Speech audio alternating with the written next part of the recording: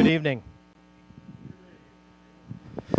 Our last speaker for the day, Mr. Jim Sparks, has experienced unexplained encounters since 1988. 95 to 100% of the time, he has remained completely conscious, remembering every one of his experiences. During those times and during those experiences, he has witnessed and become familiar with some very highly advanced pieces of technology. Here to speak about the time travel, and time travel is a fact, Mr. Jim Sparks.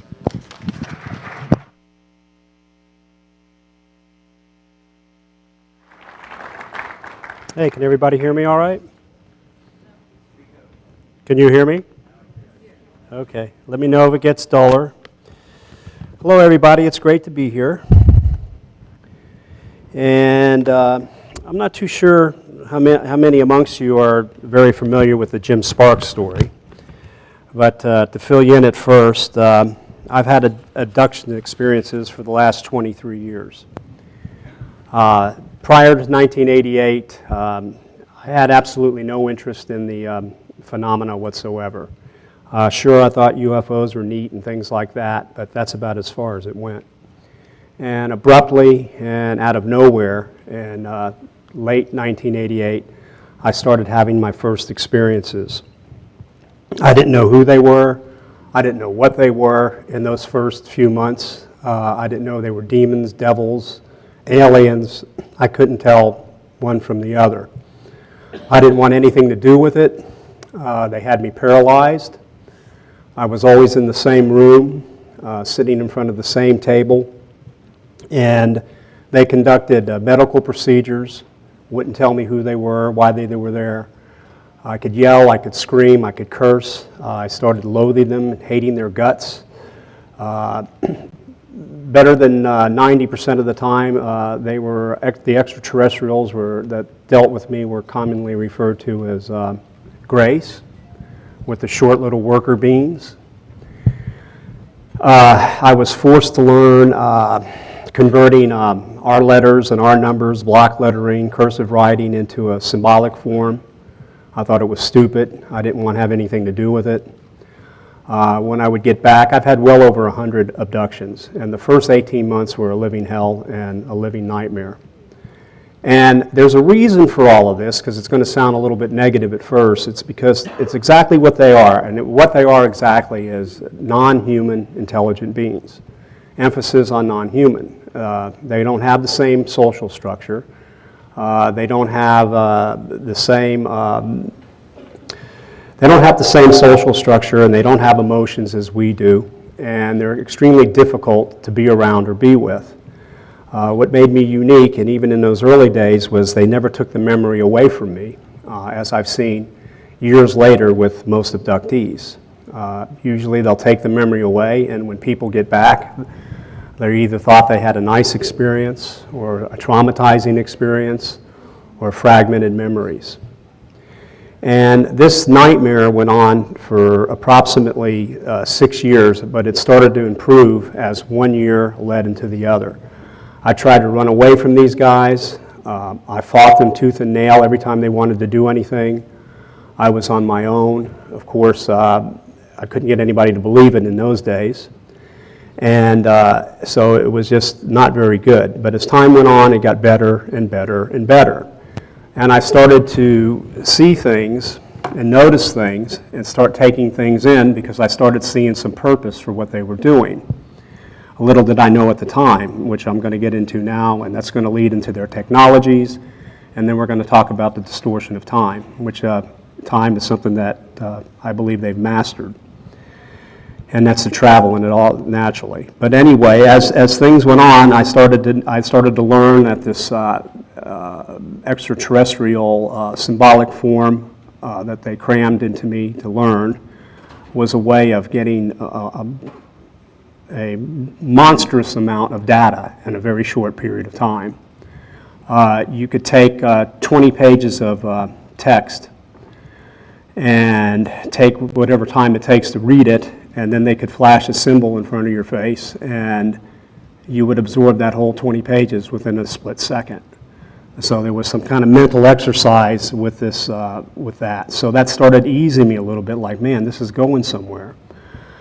Any opportunity that I had in those days to get up and fight them, if I wasn't paralyzed, I would have, as I used to fondly say, now I fondly say, if you let me free, I'll squeeze your fat heads off your skinny little necks.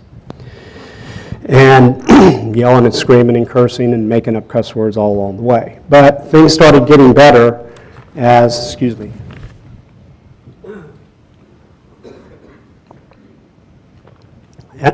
as time went on. What makes them so interesting, and then what I know is in store for us, is the fact that they have amazing capabilities. And if we can evolve and cross the line without self-destruction, we're going to be capable of these amazing abilities also. But to interact with these beings, to interact with these beings right off the bat is just something that took a long time to do.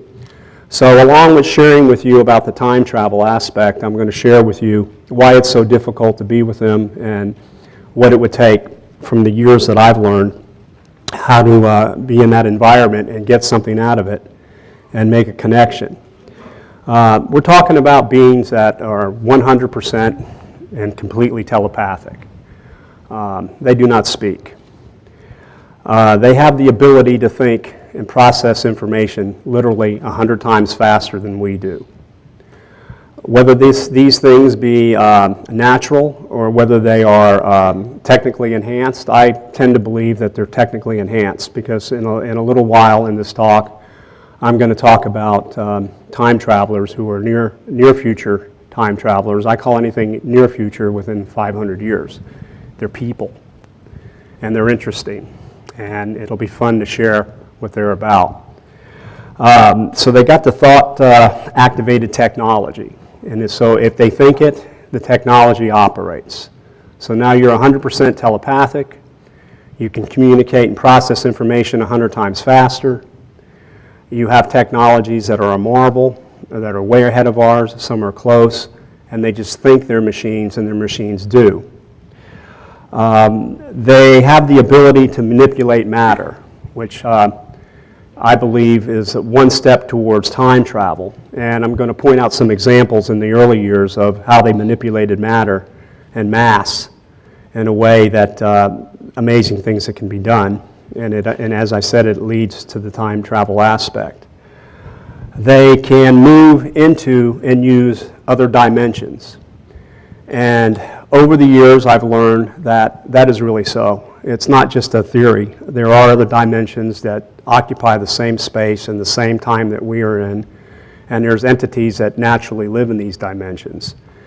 And it can explain, in my eyes or in my view, a whole host of reasons why we see ghosts or why we see things that appear to be devils or demons and things like that throughout our history, because it bleeds in sometimes, or sometimes they just step into this dimension. But they have the technology to do that.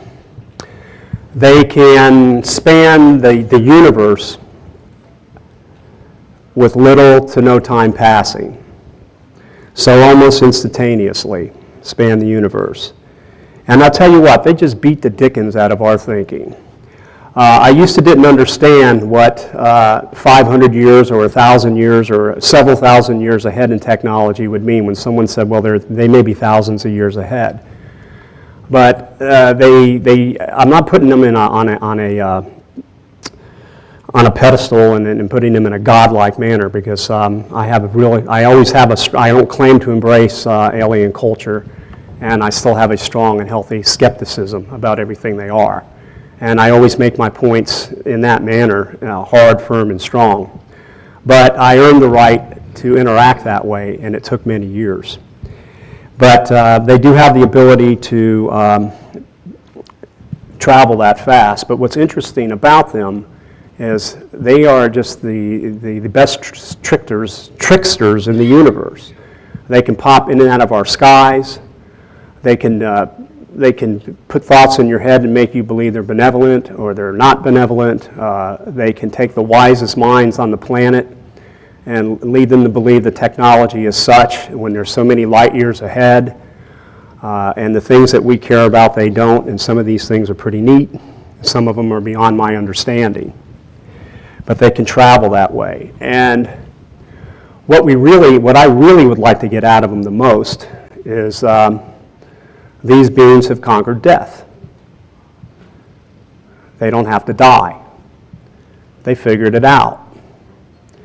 And I think what would be neat for us as human beings is to be able to possess something like that for the first time in our history. And I'm going to go over some steps that also in this that point in that direction that we can evolve to that point where all of us can get there. But what I like about the idea of conquering death and the way they are is they have all the time in the world to learn. They starve for data. They love information. If there's an emotion there for anything at all, and they have emotions in different ways, it's that for information. It gives you all the time you could possibly need to know and change and pick your destiny, to know where you want to go spiritually, to possibly really see for the first time in human history what the hereafter is, instead of dying first to find out. Making a choice or making a decision whether you want to go to the hereafter or evolve to the next step, because you have the knowledge. You will always have the know on what to do, when to do it, how to do it, and feel better than you ever have in your life. So if you could take the prime of yourself and feel that way every living second, and knowing that you're not going to pass away, what can beat that? And make all these choices. But, however, where we're going to start off now is I want to start off in the early years because the theme tonight is time distortion and time travel being a fact. And then I'm going to lead us to an area where I was advised by them on what it would take for us to move in that direction. And then you can take this information and bat it around for yourselves and see how you like it and maybe take advantage of it, and it'll help move us in that way. But in those early years, back in 1988, when I first had my first experience, it was dreamlike, and I had the same reoccurring dream.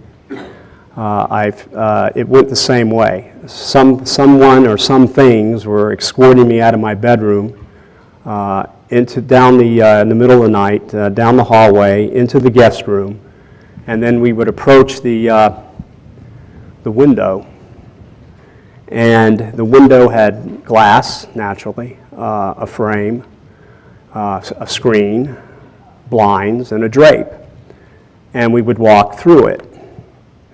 And this will demonstrate. Now this is a sketch that I want to show you. This sketch will demonstrate. The window was a ground. It was a floor. It was down at the floor level. The window, and we would walk through the window and into the woods, and then experiences would take place on board, and they would bring me back the same way. Again, walking through the window. So here, in this example, they distorted matter and made the window and the matter itself, creating some sort of a field where you can pass right through it. So that's a pretty strong ability when you can just make a wall not there, in a sense, and walk through that wall. And I think what made that whole particular scene or that scenario particularly amazing was the fact that whatever was out in the front yard and on the grass would stick to the bottom of my feet because there would be dew on the grass, and my footprints, the heel of my toe would be entrenched in the lawn, and then my toes would be on the carpet and embedded in the carpet, so you could see it, the ball of my feet and my toes. So half a foot is outside and the other half is inside. So, and then all the grass and everything that would be stuck on the bottom of my feet, I would drag through into the bedroom. So those were the first signs that matter could be manipulated. Then I used to call that going the easy way. That's when extraterrestrials come into your house or your room or your car when the craft is on the ground, and they would escort you. But they played that technical ability with the walls. Going the hard way, which is the names that I've named these things, would be when a craft is in flight, either hovering or just hauling butt. And they would pull you. Now, the technology was extremely rough on your body. First thing would happen no matter where you are, again, they left me with all the consciousness, so I can share this stuff. It sounds like really scary stuff. It was scary stuff. I'm not saying this is the way they would introduce themselves today, but this is what they did to Jim Sparks, and that's why I can tell you this. They never let me lose my consciousness. And like I said in the beginning, I thought they were monsters. Now they're totally the opposite. Things have really evolved and flowered, and they're wonderful. But anyway, in those days when you were pulled the hard way, when they were in flight, you would be paralyzed. You'd get this sensation in your belly, in the pit of your stomach, and it would work its way up your torso until it finally got into your chest. And when it hit your heart, it would race.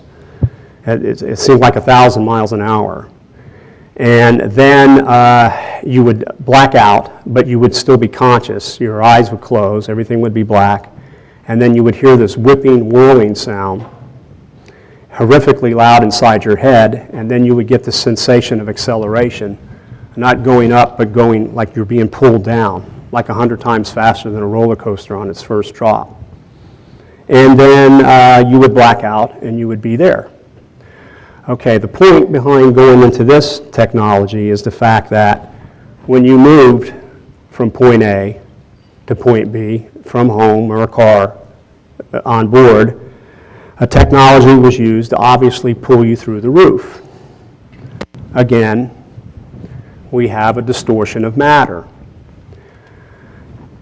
You were never encased in anything. You weren't inside a ship. You didn't have the protection of a craft.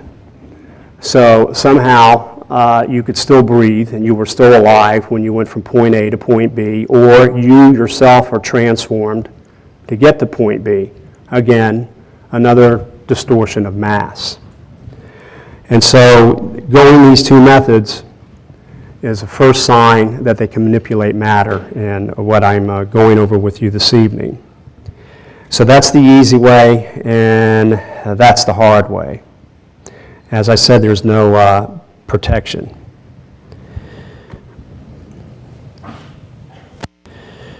During these time periods on board, I would ask them over and over and over and over again, why me? Why me? Why me? And I could never get a response, a direct response. They never would answer the question. And I would scream and yell it, and as the time went on and on and on, I had one particular experience. Now this is going back, like I said, the first few years, and this is going on 23 years, where they went through a procedure for intellect, and I did particularly well, so they let me ask a question that I could get an answer. One thing about these guys is they don't like you to ask questions. They're only going to let you know what they want you to know when they want you to know. Because a lot of people say to me, hey, can you ask them this, can you ask them that, but they just let me know what they want to know, so it almost does no good to do otherwise, but at least in that day and time. So when I said, why me? That was, I want to know why I'm here. Instead of putting it into words, the first holographic scene showed up in the air, and the first part of that scene, let's see if I can get this gizmo to work here.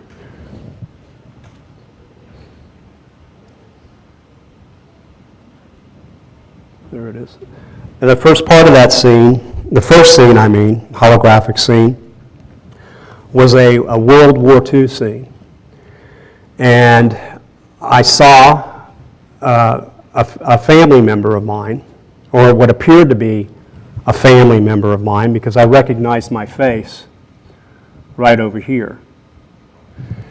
And so it was an indication that they follow family lines. That was the first data that I received from them telepathically, that we follow family lines. But when you viewed this hologram, it was 100%, looked like 100% real life.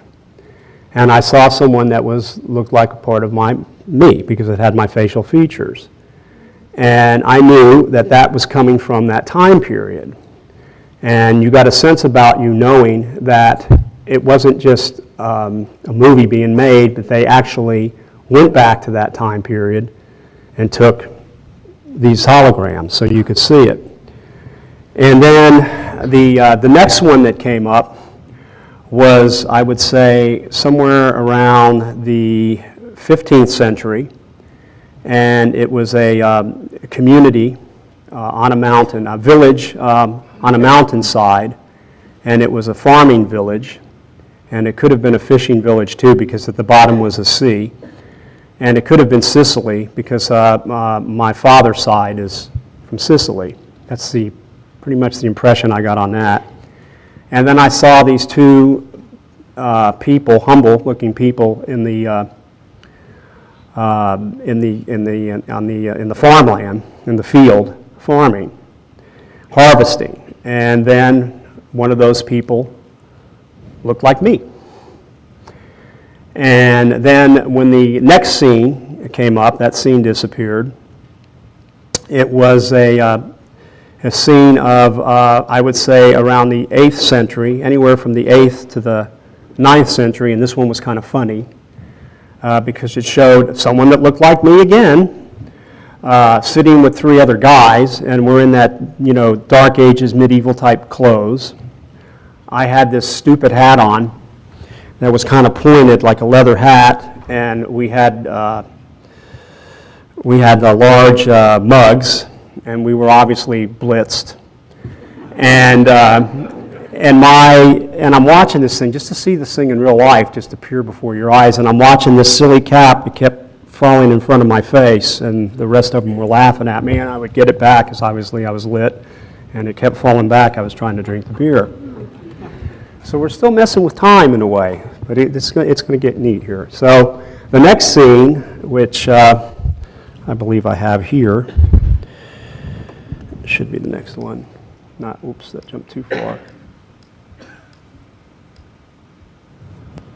And let's see.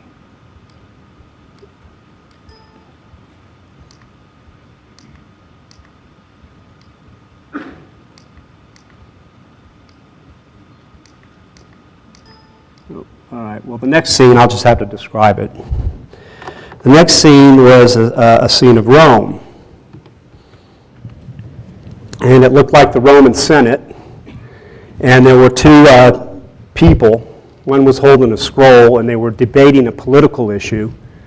And I could see myself in the bleachers, in a robe, in a toga.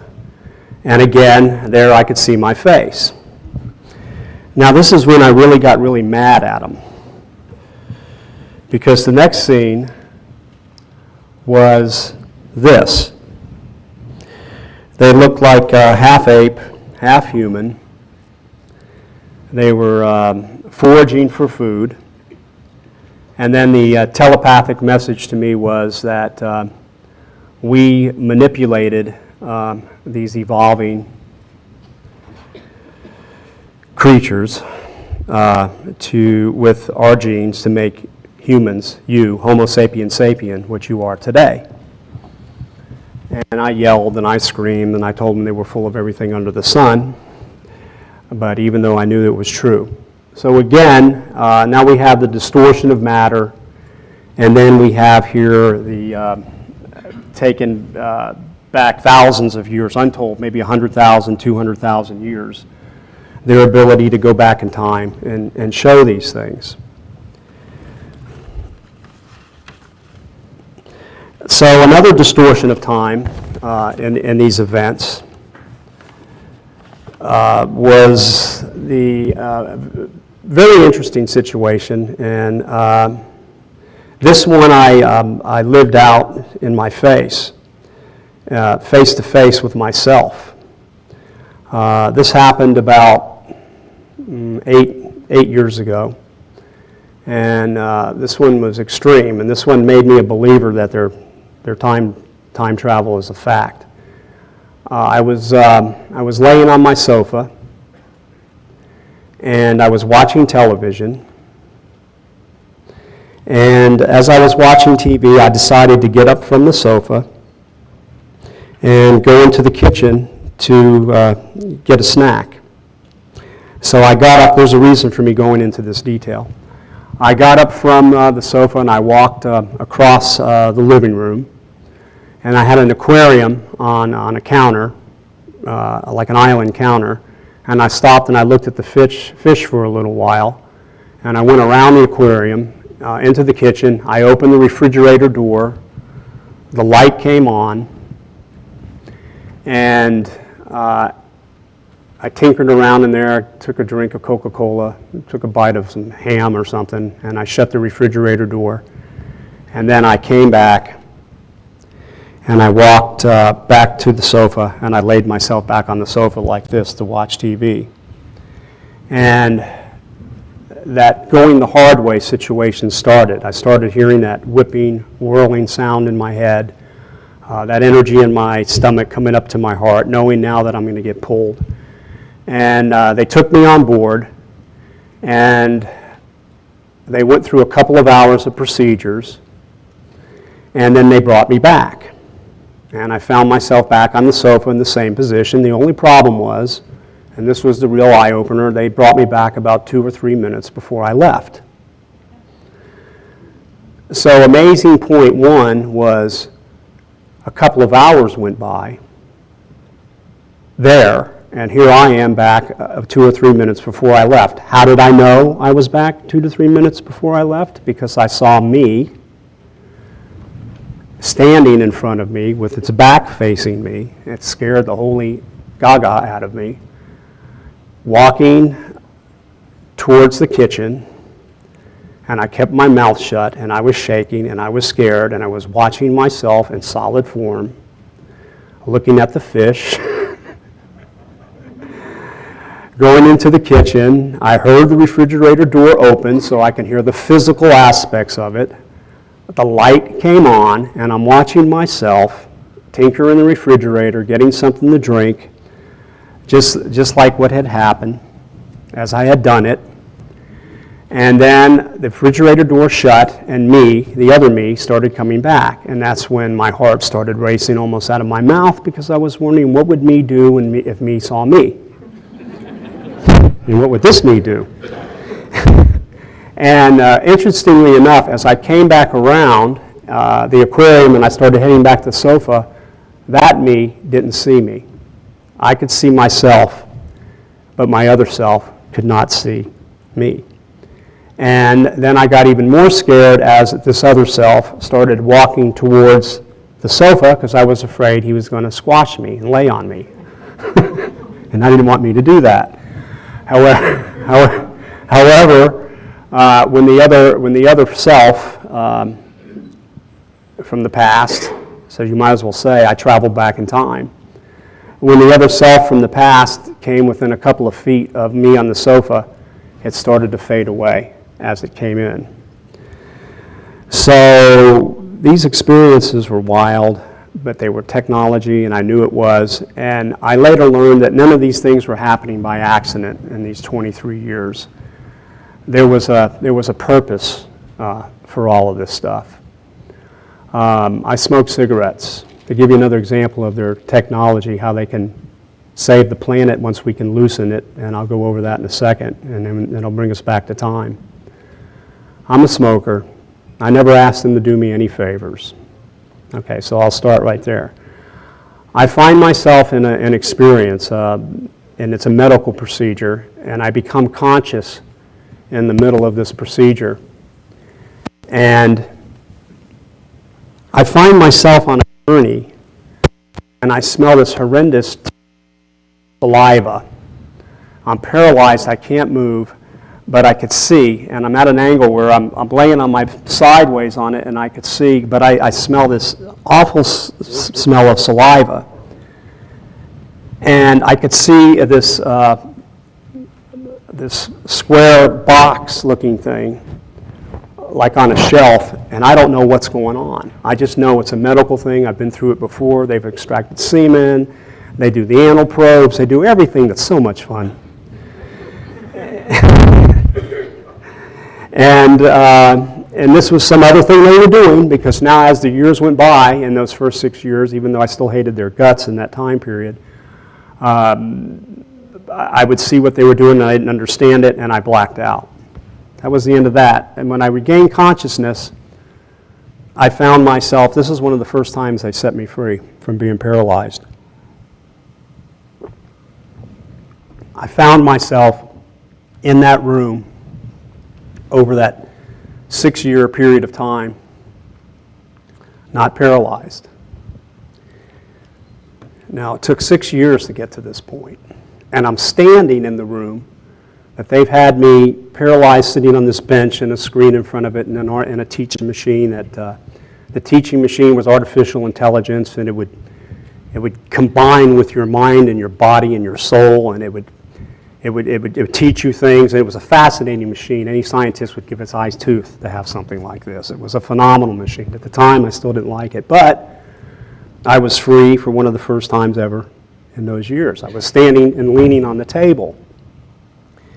And then through the corridor, which these guys usually came through, here came two grays.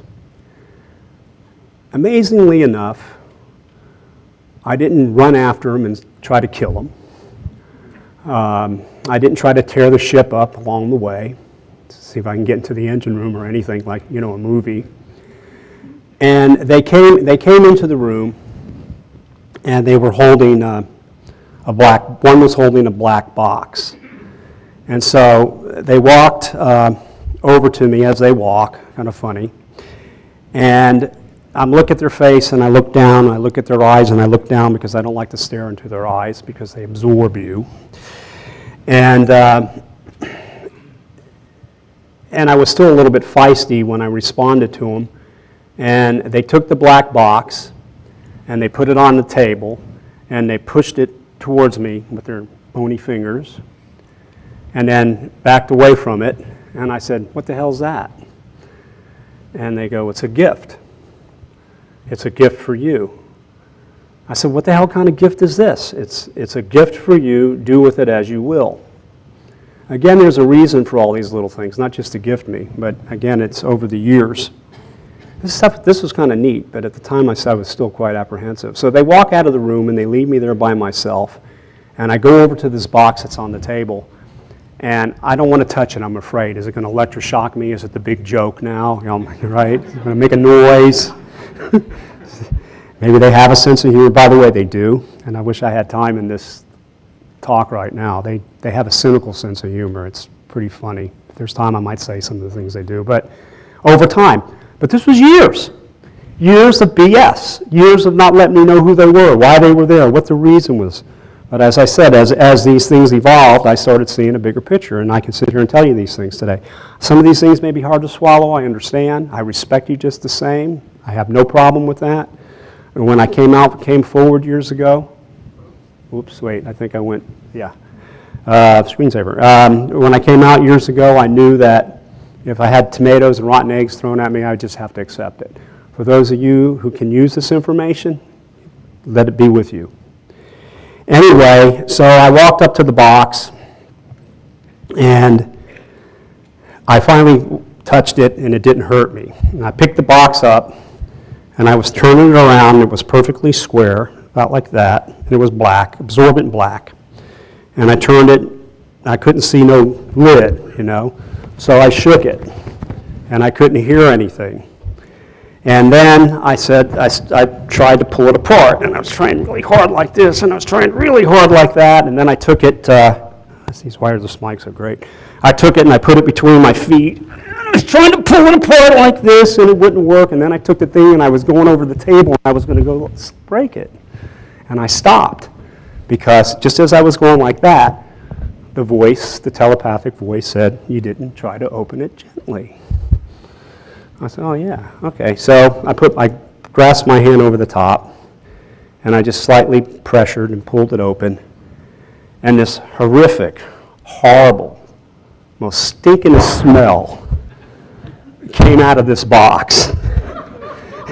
And it's Twilight Zone, and inside of it was this, about this thick, was this black, tarry substance with glass tubes sticking in it. And they came into the room, and I said, "What the hell kind of gift is this?" And so I was getting to be more myself with them, too, as time went on. And it's a gift. It's a gift for you. We extracted it from your lungs. And so, okay, thank you. I'm grateful. I didn't say that, but I felt it, because I didn't want to show any feelings back in those years. However, as time went on, I learned that it wasn't so much to gift me, but it was so much to show me something. It was to show me that they possessed the technology, and so did the black op people, to molecularly extract any kind of toxin, any kind of impurity, or in my case, any kind of tar, molecule by molecule, into a reception box. So they have the technology to inintrusively program this thing to take out whatever is bad that should not be there, molecule by molecule, without tearing your guts up. And in my case, without having to scrape my lungs or vacuum, whatever they do these days. I'm not a doctor. But more importantly, that same technology can draw all the toxins out of the Earth's water, all the garbage in the atmosphere, and all the trash in the soil. These technologies are real. These technologies exist. And I'll get into how we can loosen it, at least how I was advised. And I guess when I say advised, what I'm meaning is what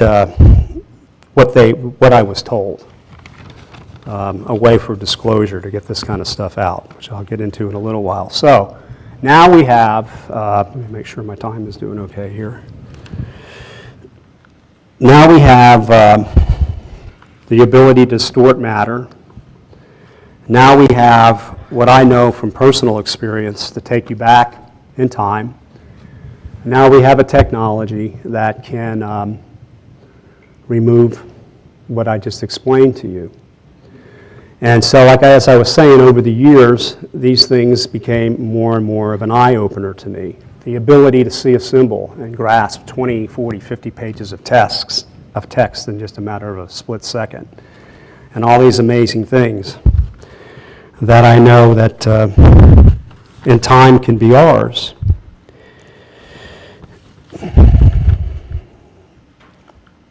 The thing about what most abductees will share with you, particularly the ones that retain some memory of the experience. And by the way, it's really interesting to watch these guys operate, because they do take the memory away.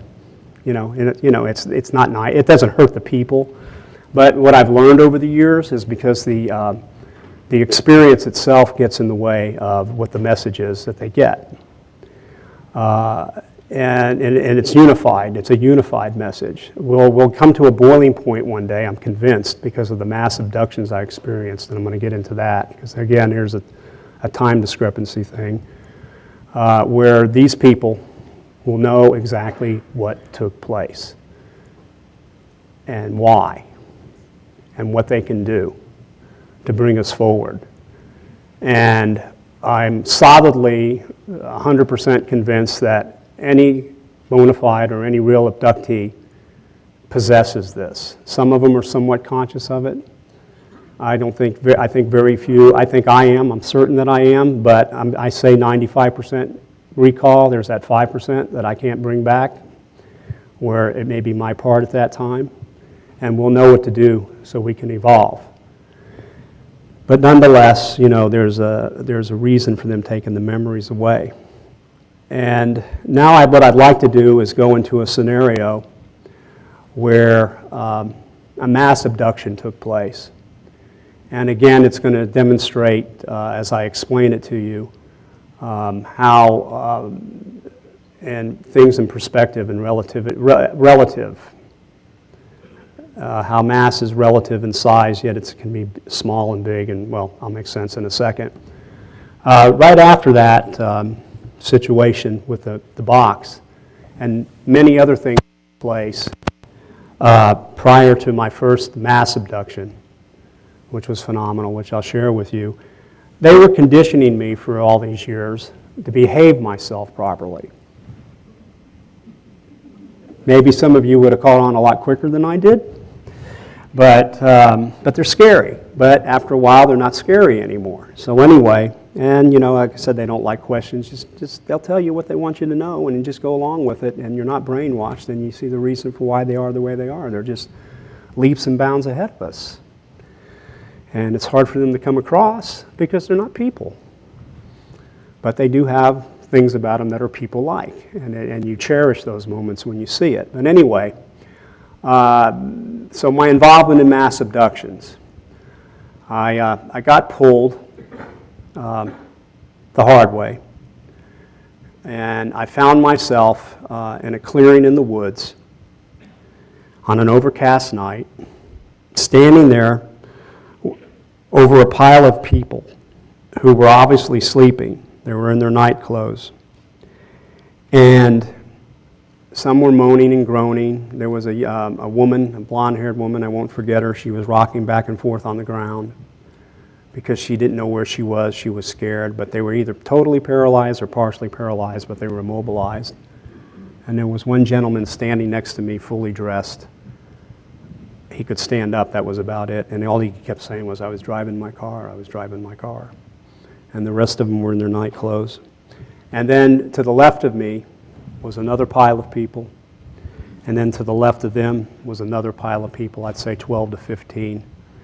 And just a little humor here. And there was a gray in each pile. Now, what are we doing out in the middle of the woods, a clearing in the woods? It was a large clearing, about the size of a football field, by the way. It's like they just took the trees down in the middle of nowhere. And my first telepathic words at that point were to calm her. So I thought to myself, oh, gee, I have a job. All right, I have a job. So I walked up to the girl and I put my hand on her shoulder and I said, look, you're going to be okay. They're going to take you into this room and they're going to teach you this alphabet and you're not going to like it, but you're going to learn a lot, and then they're going to do this and that. And then she started getting more scared. He says, you're telling her too much, just calm her. These guys are talking to me now, you know, they're talking to me. All right, so I told her something else, and then they told me to calm him. And then there were 3 lights in the horizon, and they were, like I said, it was overcast, but it was in the horizon. The only reason I knew that the lights were there was because the people on the ground started moaning and groaning, saying the ships, and trying to look in that direction. There's a connection.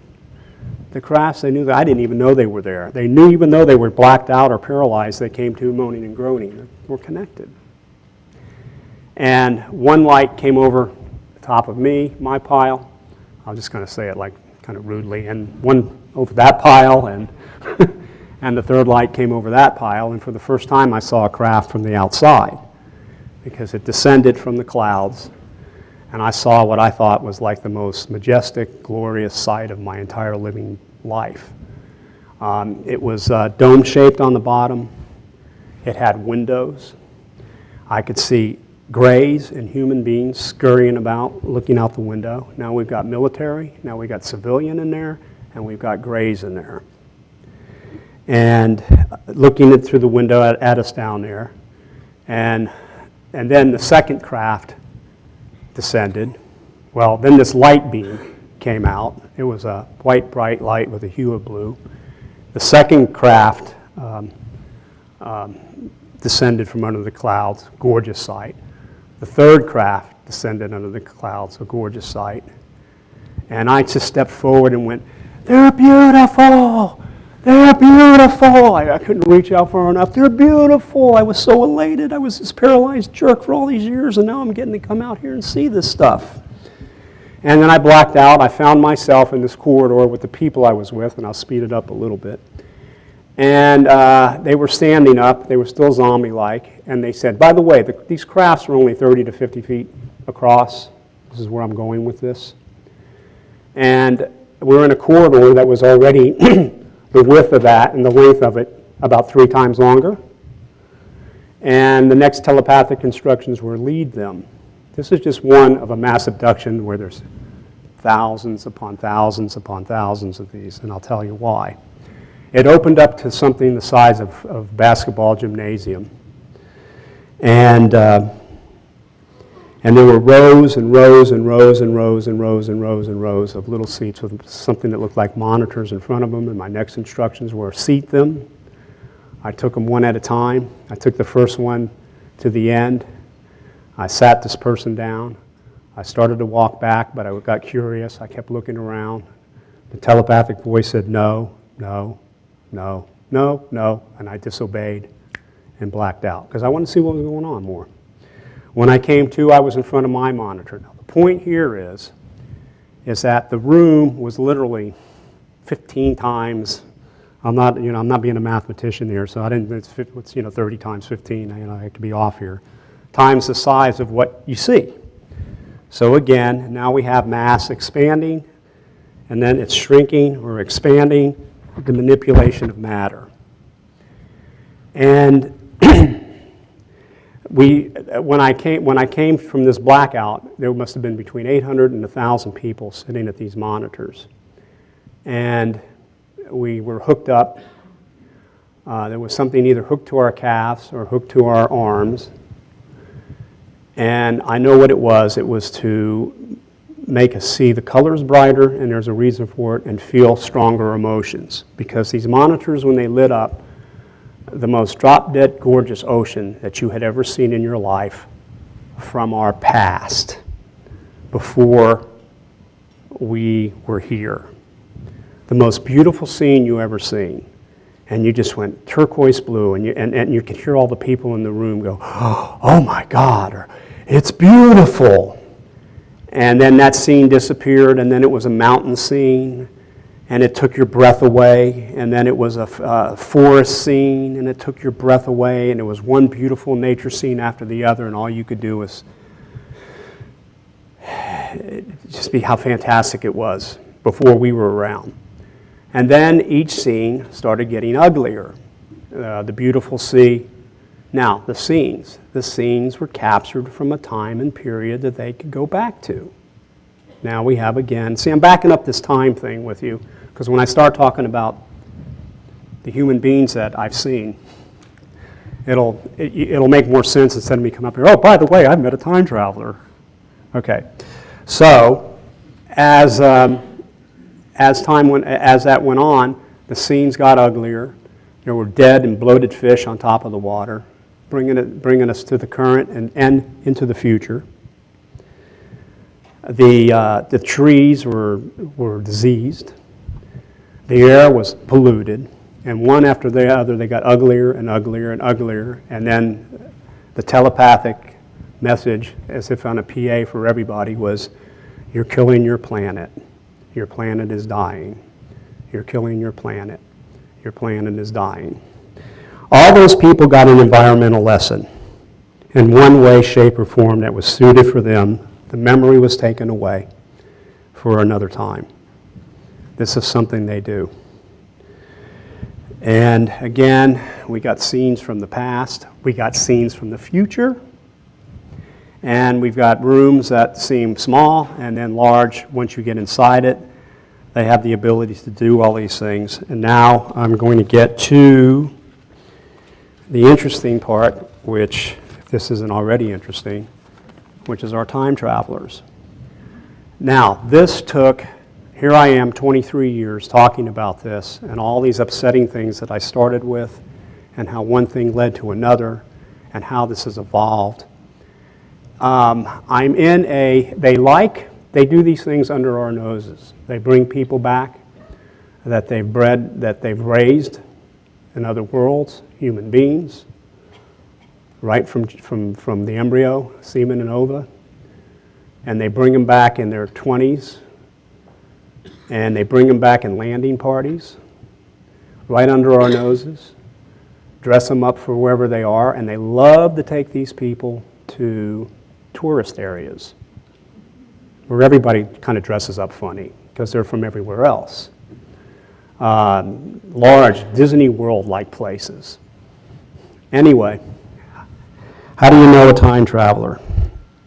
One of my first ones, I come walking into a public place and I sit down, I have myself some dinner, and I order myself a beer, and I'm looking at the menu, and all of a sudden my heart starts to pound real hard in this chest, and my spine straightens up. And I know this sensation, it's the only sensation you get when you're around that extraterrestrial technology. Only now I'm sitting in a public place. I don't know what's going to happen. This is one of the first events. It is inclusive, a sensation is totally inclusive of that scenario. And this person, this man, walks into the room and he telepathically says to me, "Do you mind if I sit down?" Now, this is a perfectly normal looking human being. And I already got the gist of how we were going to do this scene. One speaks telepathically, the other one responds verbally. The other one, when it's his turn, responds verbally, and the other one responds back telepathically.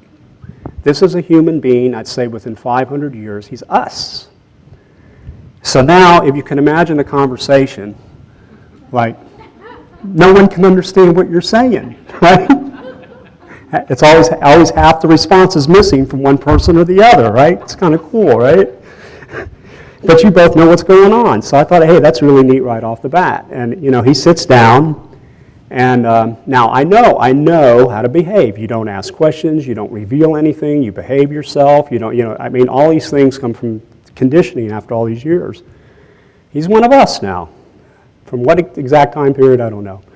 He sits down and he says to me, "So what's your name?" So I give him a BS name. Remember, I don't know his guess. He goes, "No, it's not. It's Jim Sparks." And then we're communicating lightly about where I'm at and why I'm here. And he says, "What are you drinking?" And I said, "It's a Budweiser," into this conversation. It was my first beer, so I wasn't lit. And I was actually ordering food, nothing to concern yourself there. But anyhow, and he said, "How much is it?"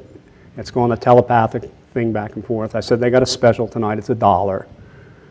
And so he opens up his billfold, and I could see it. And he's got all these bills perfectly folded, flat and small, and like a file in this wallet, and he's flipping through the bills, and they're going like a little file cabinet in his billfold, and he takes out $1 and he unfolds it, and he looks at it, I think, to make sure it's the right year. That's my guess. And he orders the beer. Okay, so he gets his beer.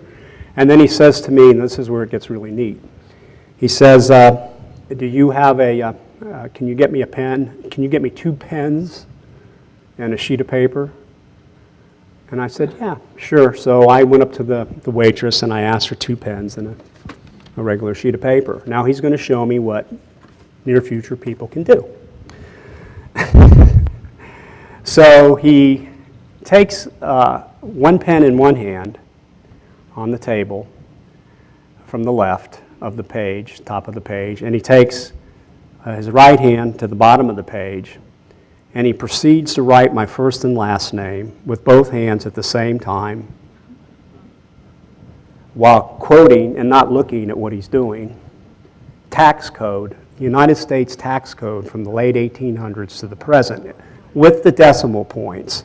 And not only is he doing this both at the same time, but he's writing upside down. He's writing in cursive upside down until everything meets in the middle. I want that. This is a time traveler. And I'll see, I want to leave this open for questions and answers, and I want to go into another time traveler. And I want to deliver the message on how we do that before we get to that point, too. So let me see which one, for the sake of time, that I want to talk about, because they're all pretty exciting, or at least, you're gonna know that they are. If you were there, you would definitely love it, because it went from all this horror to all this fun stuff. This one is worth taking a couple minutes to go over, too. Again, this is within 500 years. Now I'm in an establishment, and I'm leaving this place, and it's a crowded hotel. It's a nice hotel. And I'm heading towards the valet, where I've got my car. And as I'm making my way through this large hotel, I get the sensation again that I was telling you about, but all of a sudden it immediately started to change. My head, my brain, my thinking, well, let me back up from that. All of a sudden, I get this rush on my body. And I took a breath and I let it out and went, oh man, do I feel good. And then my brain immediately, all the cobwebs went gone, any cobwebs that you can have, and my thinking started multiplying and expanding like I never, ever experienced in my life. It became 360 degrees. And so as I was walking, I'm going, and its telepathic voice says, I'll meet you outside. This is a time traveler.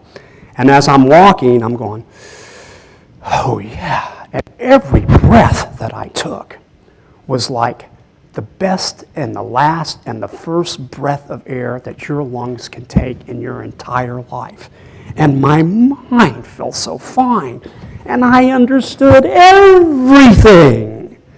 And I'm breathing and I'm walking out and I can't wait to meet this guy. And I'm this new human being. This is a transformation for us. And as I get to the back doors, and I open the back door, he's standing on the other side, and he's filled with the same thing. And he goes, how you doing? And I said the same way, I am fine. So I was in an arid climate. I let the trail run cold on these things, but use your imagination. Most people know where I've lived for 8 years besides, well, I've been in Australia for the last few years, but anyway. And I said, I'm fine. He says, I really like it here, he says, but we sure can use some more rain. And my mind saw all the surrounding states, all the weather patterns, how everything works, what it would take to bring more rain there. And then my mind also saw that if I did that, I would deprive other areas for the sake of rain there. And then I said, that wouldn't be a good idea. He says, yep, you got it. It sure wouldn't, would it? I said, no, it wouldn't. And then he tells me, by the way, these sensations, this knowledge, and all these things are going to pass in just a matter of seconds. And he leaves and he walks away. And I accepted it. I didn't like it, but I accepted it. But I didn't really feel bad about it. And then I asked the valet for my car, and it starts to come back to normal slowly. I get in my car, and as I get to the end of the driveway, it's all gone. But it's a message as to where we go. Travel time, get this knowledge, get this feeling, conquer death. Okay, now, for the sake of time, the message for disclosure. This is this is something that we all want.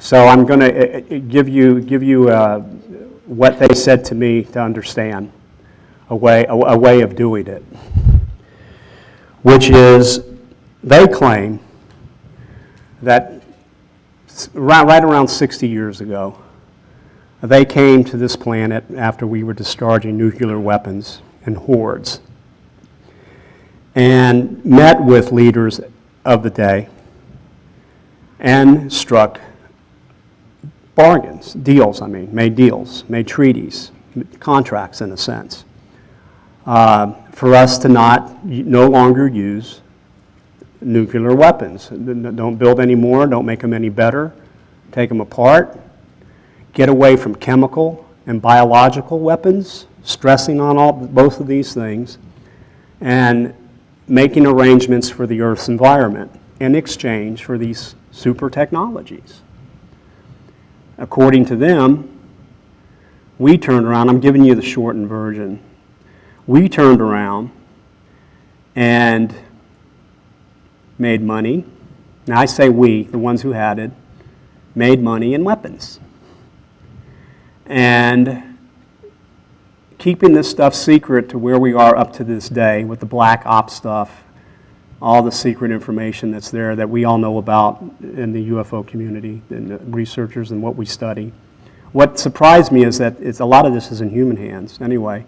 And to keep this stuff secret, and it got so convoluted over the years that we all know people have been discredited, people have been maimed, honest law-abiding citizens have been killed, and lots of terrible things have taken place for the sake of keeping this stuff secret.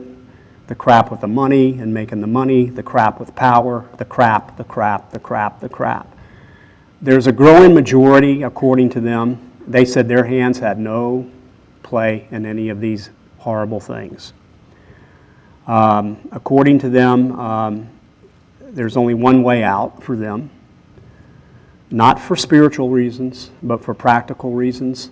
And it's just something for you to think about. And I know there's those of you who've heard me say this before, which is 100% complete amnesty. This is a step towards disclosure. These people are afraid for their asses. You're coming forward saying, not only are you bringing these things forward, but along with bringing these things forward, the truths of what they've done are going to come out at the same time. And they're afraid of that. And so a 100% amnesty. So whatever it is they come up with, they can't be tried, they can't be charged or tried, prosecuted, or put in prison, or whatever the case may be. What have they done? Well, over the years, as I'm sure most of us know here, people have been put away, or people have been discredited, or the memory taken away when they get too close to the truth. And all these terrible things that God knows, they know, and I don't. But it's a major hindrance for disclosure. And we all want disclosure. We're all working for it. We're setting up the politics for it. We have the mind for it. We know what we want. The second aspect is what they'd like to see, but they emphasize more the amnesty more than anything. And the second point is a hands-on global project that involves a vast majority of human beings in this world to do something, so we can say that we all did this together, and it's a first step. Now, one of my focal points would be the rainforest, to protect the rainforest by law, and Amazonian rainforest, and it's these two things. And with these things in play, they'll meet us somewhere. But we need to move in this direction. They're not landing on your lawn or down the street or making connections on a massive global basis because they want to see these cards on the table, they want to see these things come out, and they want to see these things. They're claiming that we are at a pinnacle point in our time, because what I've learned about time, which I'm happy, now this can be argued with every scientist in the world, but this is just what I picked up. The butterfly effect, where a little thing can make a major change in the scheme of time in the universe, is almost the opposite. It takes a tremendous amount of energy to make the smallest change. Time is resilient and wants to go back to what it's done before. It plays itself out that way. But according to them, the scale is balanced. It's a time in our history that's rare in the history of the human species. We've been here before, we've been here in other places. And a little bit to the left or a little bit to the right can mean self-destruction, or we all evolved to make it. The time travelers I'm seeing, and here's where the sneaky grin is, some of us make it, the way we are, but the majority of us do not. But I said it takes a tremendous amount of energy to change the smallest thing in time. The balance is that fine right now. So anyway, that's what they're claiming, the amnesty thing. And there's 10 minutes remaining. I'd like to leave that open for questions and answers. Q&A?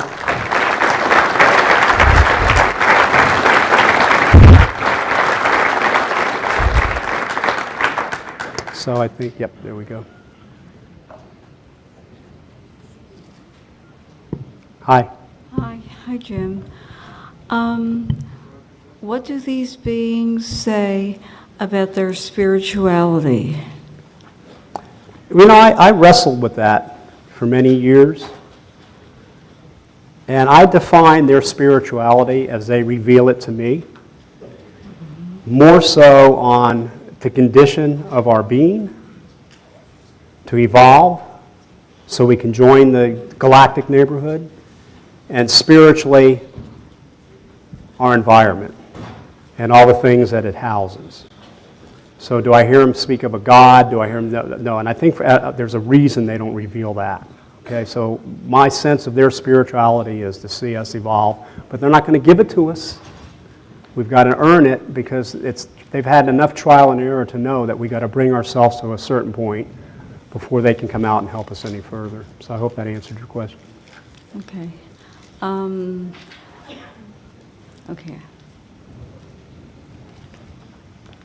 Yes, it seems that you were given a lot of information.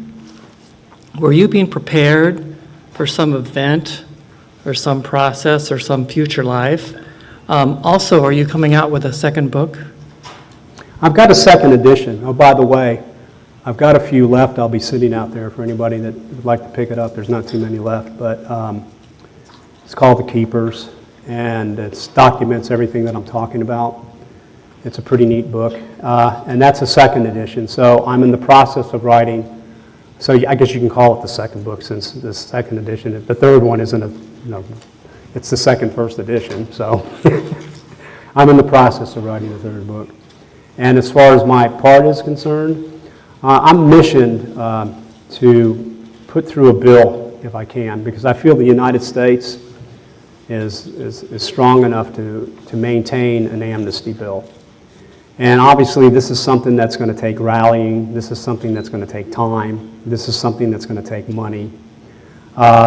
If you want to get involved, it's Jim Sparks, 888@yahoo.com. That's just a data bank. There's the other way you think you might want to do it. I've got business to take care of like everybody else does. And so I'm going at a pace that's steady and slow. And once I set myself up in the business that I am now, I'm living in Australia, but I want to make it convenient for me to do business in California, in the United States, my country, and Australia at the same time, to be able to go back and forth and be free so I can work even harder at this process. But that's the email if you want to help in that way. And when we're ready, we'll contact you. I hope that answered that. Okay. Thank you. Mm-hmm. And your Earth Foundation. That's to save the rainforest. That's the two things that I got from them to do. Jim, can you tell us about your teleporting to Mars and your experience there? Mars? No, can't say that's ever happened. Oh, I'm sorry, I got different author, I guess. Oh, sorry. That would have been neat, though. Sorry that didn't happen. I was wondering why you feel they chose you and to what bigger or greater end than a more individual experience. They have a processing ability, and they have an ability to keep the things they process in an organized way that's pretty astounding. It's an extreme thing. So they know and file away from day one every Homo sapien sapien and all the family lines. And I've never been privy as to why myself. Only the fact that they plucked me out of a certain family line that they've been following for years, like yours or anybody else's in this room. And if you can kind of see yourself and separate yourself from any kind of just look at in a statistical manner, as if you were working, a software in a machine, and you're looking for whatever qualities, and if they're called qualities, then, you know, they plucked me out of the fold and others out of the fold for that reason. But I can tell you, man, these abductions are, I used to think it was just a million. I believe it might even be as much as 1 billion. Maybe more, a little more than 1 billion, because these guys could do things under our noses that you wouldn't believe. They're thousands of years ahead. And these people are ingrained with the knowledge of what to do when the time comes. It's going to reach critical mass. So it's just not me that's so special. I think each and every one of us that feel that we've been involved in this stuff, it's going to come out. We've heard a lot about how they tend to be deceptive. You know, those Bud Hopkins 1 year basically just said aliens lie. Right, And things like that. Do you believe a lot of the things that you were shown? Do you think that they were being straight with you, or do you feel like somehow you were made to believe something, or so on and so forth? Well, that's Take it from there, where you want to go. No, I can answer that in two different ways. One of which is, I love Bud Hopkins. I knew Bud back and met with Bug, and Bud too, and my pet Bug, in the pioneer days. And I admire David Jacobs' work, and they can be very critical of the alien scenario because they take us a statistical point of view. And they categorize, well, Hopkins is an artist, but he's a great writer, and Jacobs is a science person, and he does it in a manner that clinically shows the odds and the percentages of what's a lie, what's pain, what feels good, what feels bad, and what you hear, and you come out with things that aren't very positive. But I understand why, so I don't have a problem with their view. They may have a problem with mine, even though I don't know Jacobs as well as I do Hopkins. I know he has a problem with mine, but we're still okay together. Because people are getting bits and pieces, and some of these things they're coming back with, and they're coming back with some of the things that are not nice or weren't totally taken away before they got the full picture. This has been my experience. So now, to answer that question in another way, can you be told a lie? Absolutely. They're masters, if they choose to be, of deception. That's why I think no matter what, the wisest men and the wisest women in power on this globe can't match 1/10 of their thinking and the deception if they want to do it. And it's not to hurt us. It's just to keep us away from something they see they don't understand yet. These guys there can be 100 of them in this room right now, and we wouldn't know it. These things mean nothing to them. It's like working with kindergarten toys, and I don't mean to belittle us because we're evolving. Okay, but yes, they can project a thought in your mind and make you believe it's something that it's not. Usually, it's temporarily, but it's usually to calm you down. Now, when people are panicking in these places, I've seen them do this. They either put in their mind they're somewhere else, and there's angels, and they're being good to them, and they're having this wonderful spiritual thing, and then they're all calm. They calm down. Or other people are rough, tough, and tumble. They're going to make them think it's the devil, it's a monster, and if you don't behave yourself, you're going to, you're in peril. So you're going to have one come back and say, "Hey, it was fantastic," and you're going to have this other one come back and say, "They're all from hell." So I guess we're out of time? Okay. Well, look, I want to thank you.